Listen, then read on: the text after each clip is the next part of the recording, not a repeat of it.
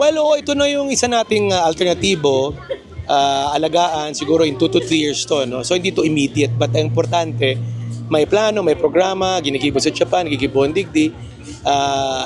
Kahit na ipa-repair yung flood control na yan, at the end of the day, kailangan mo rin ng mga green embankment na additional protection, at the same time, pagpagayon ng lugar. So gigibo natin to sa mga coastal area ng Partido, ng Camsur.